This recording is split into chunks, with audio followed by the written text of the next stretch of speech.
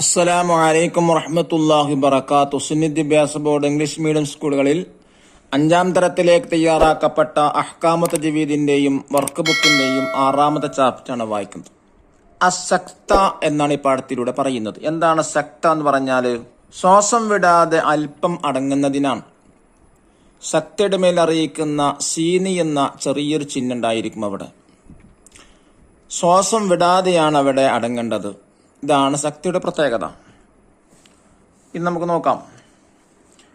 വലം യജ്അൽ ലഹു ഇവജാ ഖയ്യിമാ ഇവജാ ഖയ്യിമാ. ശ്വാസം വിടാതെ അല്പം നിർത്തുന്നതിനാണ് സക്ത എന്ന് പറയുന്നത്. സൂറത്തുൽ കഹ്ഫിലെ 1-2 ആയത്തുകളിലാണ് ഇത് സക്ത ഉള്ളത്. ഈ സക്തയാണ് അറിയിക്കുന്നത്. ഇവജ എന്ന സീന് അവിടെ ചെറിയൊരു സീൻ ഉണ്ടായിരിക്കും.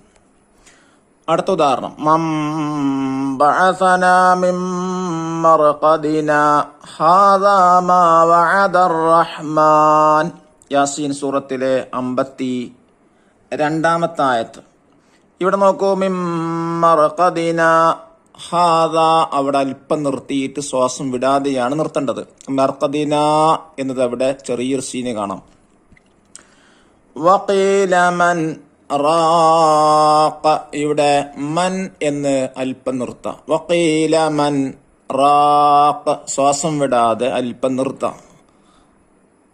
മൻ എന്നതിന്റെ മേൽ ചെറിയ സീന് കാണുന്നുണ്ട്.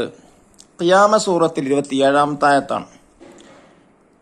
കല്ലാ ബൽ റാന അലാ ഖുലൂബിഹിം മാ കാനൂ യക്സിബൂൻ. ഇവിടെയും ബൽ എന്നതിന്റെ മുകളിലായിട്ട് ചെറിയൊരു സീനി കൊടുത്തിട്ടുണ്ട്. അവിടെ സക്തയാണ് ചെയ്യേണ്ടത്.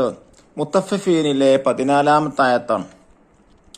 ഈ ആയത്തുകളുടെ മുകളിൽ കാണുന്ന സീനി എന്ന അടയാളത്തിന്റെ ഉദ്ദേശം എന്താണ്? ഈ സ്ഥലങ്ങളിലെല്ലാം ശ്വാസം വിടാതെ അല്പം അടങ്ങണം. ഇതിന് സക്ത എന്ന് പറയുന്നു. ദഫ്തർ ത്വാലിബ് നോക്കി ദിരിബാത്തുകൾ ചെയ്യുക. അപ്പുറത്തെ പേജ് നോക്കൂ, തഖ്സീസ്. അതിലൊന്ന്, നഖറ സൂറത്ത് നഹ്ല് മഅ മുറാഅത്തി അഹ്കാമി തജ്വീദ്. നഹ്ല് സൂറത്ത് തജ്വീദിന്റെ നിയമങ്ങൾ അനുസരിച്ച് പാരായണം ചെയ്യാം. 2, നഹ്ഫദ് സൂറത്ത് യാസീൻ 26 മുതൽ 30 വരെയുള്ള ആയത്തുകൾ കാണാതെ പഠിക്കുക. അതുപോലെ തന്നെ ഹദ്ദാത്ത് റാത്തീബും കാണാതെ പഠിക്കുക. അള്ളാഹു തൗഫീഖ് നൽകട്ടെ. ഇനി നമുക്ക് ദിരിബാത്ത് വായിക്കാം.